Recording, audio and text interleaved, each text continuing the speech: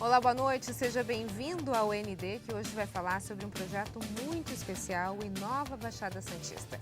E sobre isso eu converso agora com Marcos Medina Leite, reitor da Unisantos. Boa noite, professor, muito bem-vindo, tudo bem? Boa noite, muito obrigado, Roberta. Prazer estar aqui. Professor, eu gostaria de começar explicando o que é o Inova Baixada Santista. O Inova é um movimento. Então, inicialmente, é preciso ser visto como uma dinâmica metropolitana, um movimento que nasceu do entendimento de segmentos muito diferentes, sindicatos, sindicato de trabalhadores, empresários, organizações da sociedade civil, classe política, universidade, que vinham conversando ao longo dos últimos meses e que um dia se reúnem na Universidade Católica para uma conversa mais estruturada e acabam concluindo pela necessidade de um trabalho bem articulado em prol do desenvolvimento econômico da Baixada Santista. Não tem um representante, então. A gente está falando de um movimento articulado por várias frentes, é isso? 5 segmentos: empresariado, trabalhadores, universidades, a classe política e a sociedade civil organizada. Uma das iniciativas, eu acho que o que encabeça, né, professor, é a questão da retomada do emprego na Baixada Santista. Isso é possível? Ou a gente está falando só de ideias? É perfeitamente possível. Nós temos uma região vocacionada para o desenvolvimento. Santos, Guarujá, São Vicente, Cubatão, enfim, os 9 municípios, Praia Grande, todos eles têm vocação para o desenvolvimento econômico, têm que ser reconhecidas as suas peculiaridades, as suas características. E durante muitos e muitos anos nós tivemos uma região que foi protagonista nacionalmente, né, por décadas e décadas, e que foi indutora de desenvolvimento. Então não há dúvida que nós temos.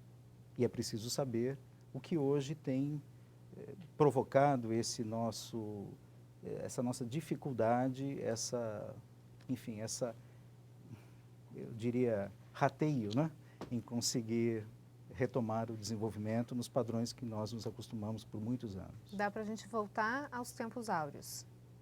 Com muito esforço? Com muito esforço, com algum tempo, mas principalmente com muito planejamento, né?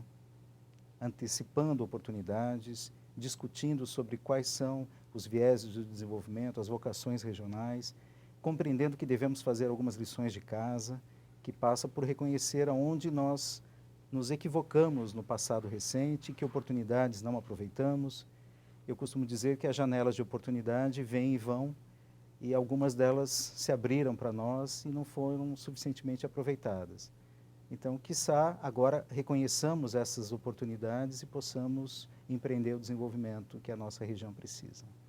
A ideia, o senhor acabou de falar, é reunir políticos, empresários, sindicatos, sociedade civil organizada e instituições de ensino. Esse é o mundo ideal, né?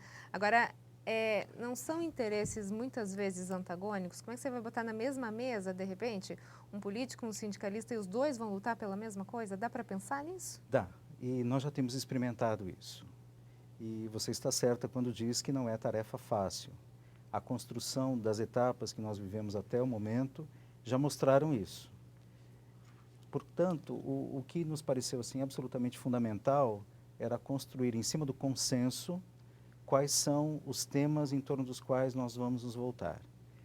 E ainda que com olhares diferentes, todos os segmentos elegem o desenvolvimento econômico com geração de empregos, a busca de qualidade de vida como o mote fundamental do movimento e de todo esse trabalho.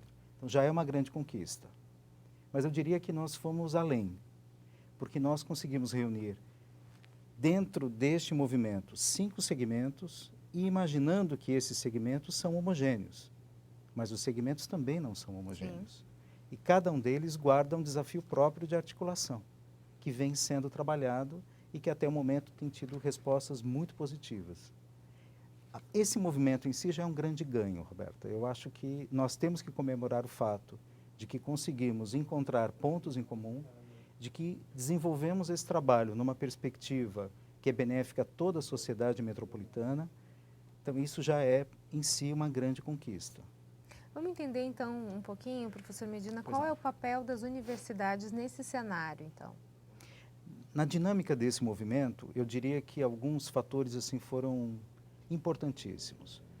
Nós estamos, como universidades, habituados a atuar no sentido de procurar a sociedade, provocar a sociedade, sugerindo temáticas, oferecendo novas abordagens. O que esse movimento traz de inovador? E daí talvez o nome Inova também já bem o represente. Não é habitual isso, mas nós fomos procurados, nós, universidades, fomos procurados por classe política, empresários, trabalhadores e a sociedade civil organizada. Eles dialogaram primeiro. A participação da universidade veio depois. E vieram buscar a universidade. Então, eu considero que esse é um fator diferencial do processo. E é uma grande oportunidade para as instituições de educação superior e técnicas que também acabaram se envolvendo.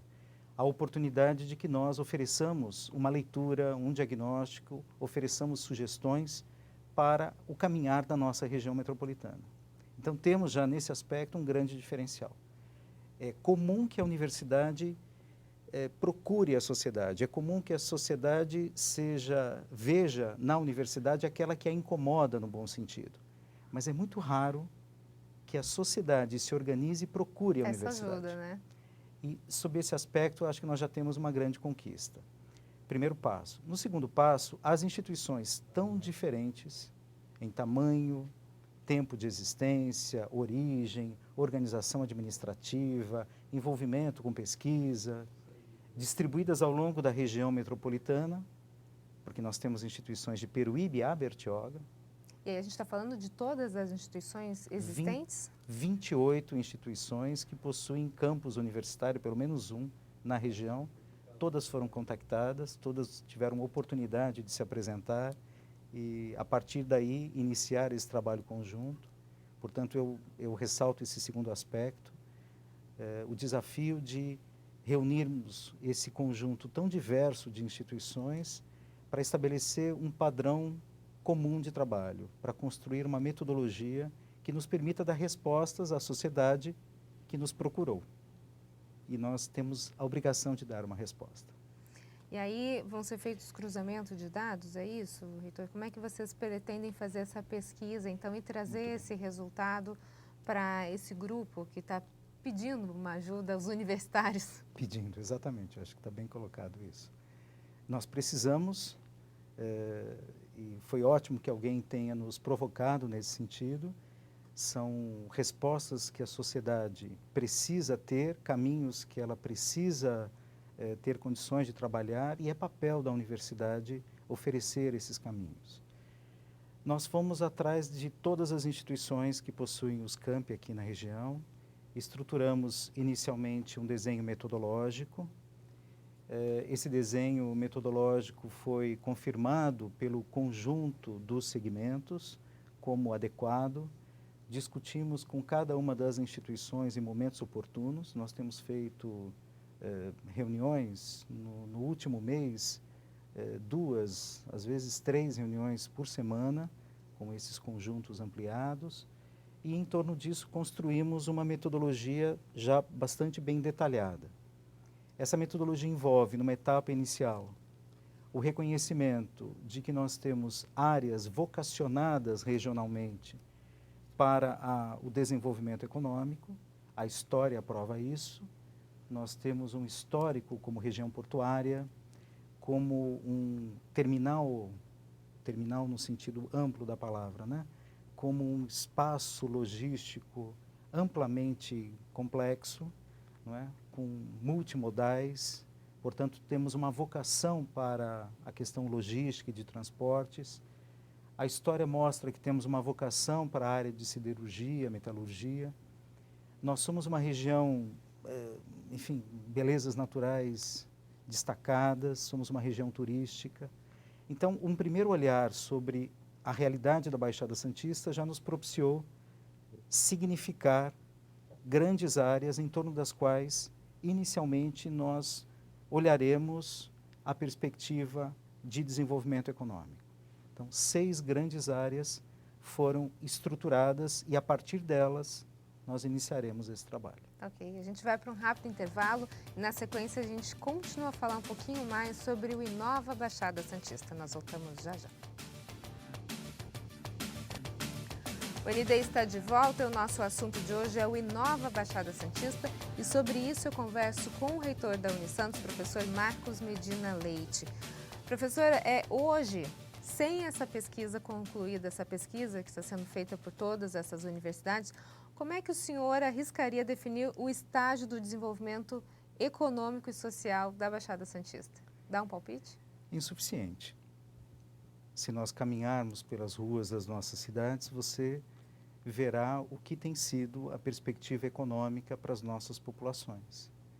Se você caminhar pelas cidades do litoral sul, se você caminhar pelas cidades aqui, mais no centro da Baixada Santista, se você for a Bertioga, em qualquer das cidades nós teremos muitos jovens à procura de oportunidades de emprego, nós teremos um sem número de pessoas com razoável qualificação que não conseguem se empregar, nós ouviremos dos empresários as dificuldades, as agruras pelas quais passam na perspectiva de investimento.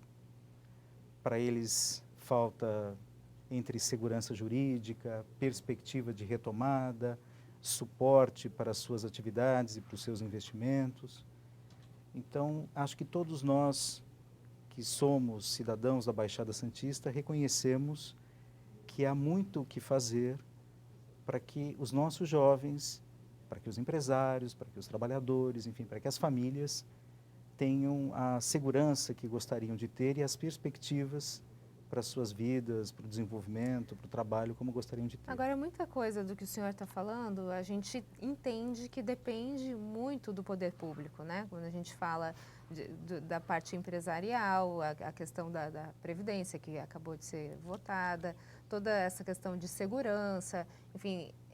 Agora, esse movimento, o Inova, ele parece que tira das costas do poder público a total responsabilidade disso, né? Parece que, de alguma forma, as pessoas também estão sendo envolvidas para tentar resolver alguns pontos onde elas têm alcance, é isso? É muito pertinente esse seu olhar. Eu considero, na verdade, eu considero fundamental, porque aquele que escolhe o responsável assume uma posição muito tranquila de ser um mero espectador E apontar, de todo um movimento, Sim. né?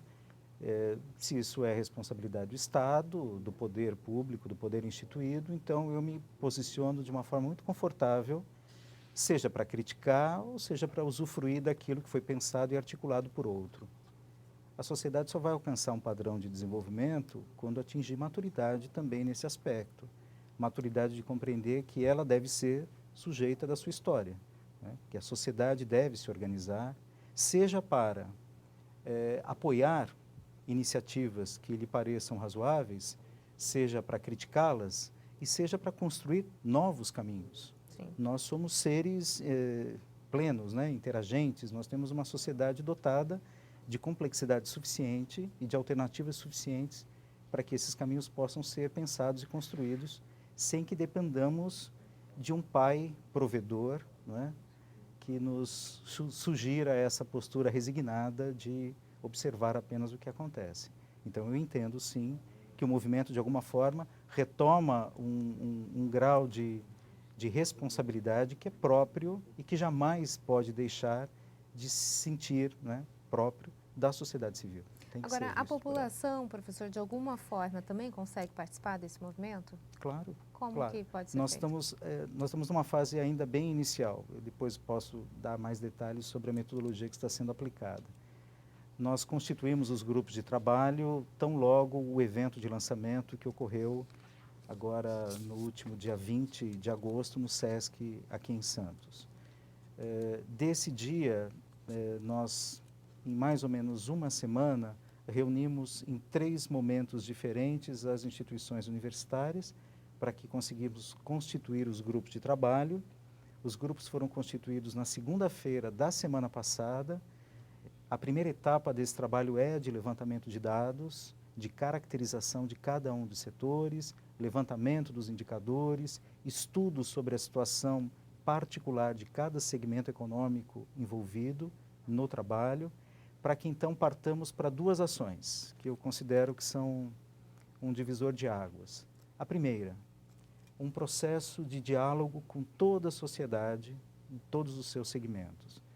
Então, nós partiremos para entrevistas com empresários, com sindicalistas, com representantes das organizações não governamentais, com agentes públicos, num processo que levará um mês e meio de trabalho, sendo desenvolvido paralelamente por 7 grandes grupos que podem se subdividir em outros 2, 3 por grupo, atuando de forma disseminada pela Baixada Santista. Esses grupos que o senhor está falando são esses construção civil e mercado imobiliário, siderurgia, Logística e transporte, siderurgia, química, petroquímica e fertilizantes, economia criativa e o turismo. turismo.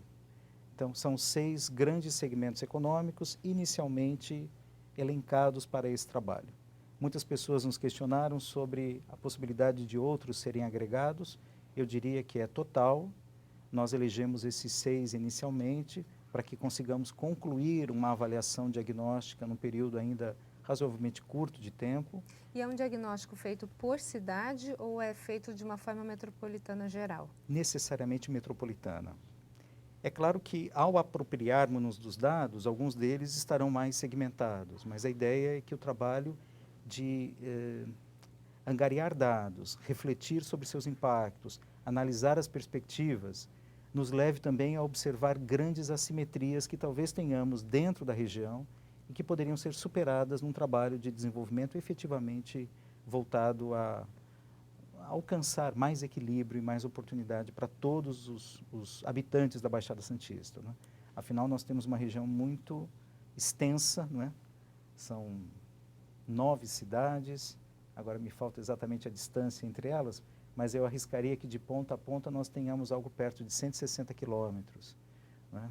Então, numa distribuição pela franja litorânea. E ao longo dessas distâncias nós vamos observando cenários muito diferentes. Reconhecer isso ao avaliar cada segmento econômico é um belo desafio. Sim. Ouvir todos os que estão nessas várias circunstâncias, porque a realidade em Peruíbe, a realidade em Guarujá guardam grandes diferenças. É necessário conversar com o empresário de Peruíbe, com o empresário de Guarujá, no ramo do turismo, tanto quanto com o empresário de Santos, com o trabalhador de Santos, com o trabalhador de Bertioga ou de Cubatão. Tirar uma média, né? E daí nós vamos ter um desenho sobre qual é a efetiva realidade, o estágio em que nós nos encontramos e as perspectivas que cada um desses segmentos tem para o desenvolvimento da nossa região. Okay. Então, este grande desenho é uma primeira etapa, vamos ouvir a todos. E devemos lançar em breve um portal. Esse portal permitirá que qualquer habitante da nossa região metropolitana possa apresentar suas sugestões, sua avaliação diagnóstica. Todos esses dados serão encaminhados para as equipes de trabalho, portanto, nenhuma ideia será descartada, todos terão a oportunidade de participar e queremos que todos participem. E eu diria que é uma terceira vertente quanto à regimentação de ideias e participação do poder público e também da população em geral. Nós realizaremos grandes audiências públicas sobre cada um dos temas. E aí onde a participação da população é importante. Também vai se dar. Ok. No próximo bloco a gente continua a entender um pouquinho mais sobre esse movimento Inova Baixada Santista. Nós voltamos já. O ND está de volta. O nosso assunto de hoje é o Inova Baixada Santista e sobre isso eu converso hoje com o reitor da Unisantos, professor Marcos Medina Leite. Professor, a gente está falando sobre esse movimento, né, que tem trazido muita gente de vários segmentos para discutir a nossa região, para trazer emprego para a Baixada Santista, melhorar a qualidade de vida, a sustentabilidade da nossa região. Agora, como a gente consegue pensar isso quando a gente fala de um movimento desse porte, trazido por políticos, empresários, sindicalistas? Como é que a gente pode garantir que esse movimento seja apartidário e não seja mais uma manobra num momento onde já se começa a discutir as próximas eleições? Você sabe que essa preocupação foi trazida por todos os que se apresentaram inicialmente, realizando o convite para a participação das instituições universitárias. Isso igualmente nos nos preocupou de início, a nós, instituições universitárias. O desenho que se construiu a partir daí foi que os grupos técnicos conduzissem o trabalho de avaliação, de levantamento de dados, de entrevistas, de análise e de construção dos documentos. Então, a ideia foi dar a orientação técnica, a condução técnica do trabalho às universidades, que, por sua vez, se organizaram de modo a garantir a máxima participação regional das próprias instituições universitárias. Então, desse modo, reunimos um contingente muito grande de instituições, cada qual também traz seus interesses, suas visões de mundo e de como a educação deve ser empregada para o desenvolvimento da sociedade. O fato de nós constituirmos um grupo tão diverso de instituições universitárias já serve como uma vacina, eu diria, não é? Já nos protege minimamente. Proteção. O fato de nós estruturarmos uma metodologia que é técnica para a condução desse trabalho reforça essas prevenções.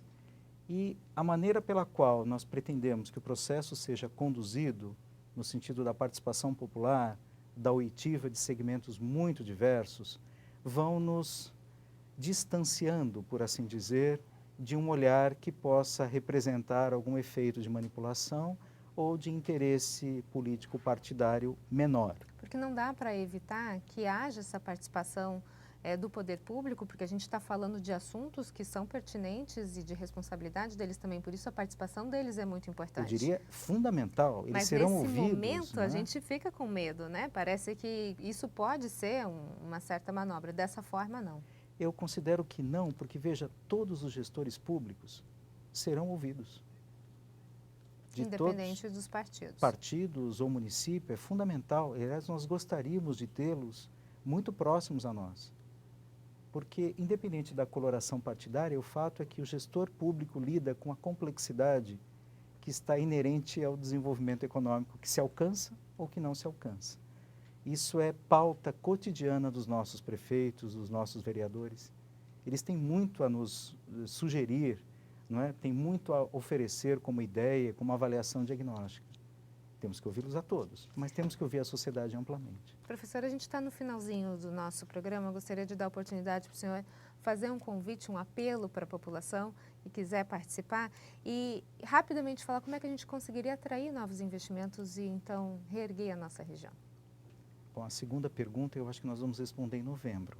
Ok. Quando esse trabalho estiver ganhando alguma maturidade, que é a perspectiva dele. Mas eu acho que o empresariado se interessará muito pela nossa região se aqui perceber uma população qualificada, e entra também aqui o desafio das nossas instituições universitárias, educada, né? Bem alimentada. Né? Então, Segura. Segura. Então, não há dúvida que os indicadores sociais como um todo podem representar um corte profundo naquilo que é hoje o grau de insegurança, talvez, para os investimentos. O fato de que a nossa região possa oferecer condições de investimento porque tem energia, porque tem trabalhadores qualificados, eu acho que nós chegaremos a isso. Eu convido a todos a que participem, não é? Peço aqui já de antemão aos empresários, aos sindicalistas, aos prefeitos, aos vereadores, que disponibilizem algum tempo para receber os pesquisadores, os entrevistadores que os procurarão, e isso certamente vai reverter positivamente para todos nós. Ok, professor Medina, muito obrigada pelas suas informações. Sucesso nesse movimento aí tão importante para reerguer nossa região. Muito obrigado, Roberto. O ND fica por aqui. Uma ótima noite para você. Fique agora com o Jornal da Band. A gente se vê. Até mais.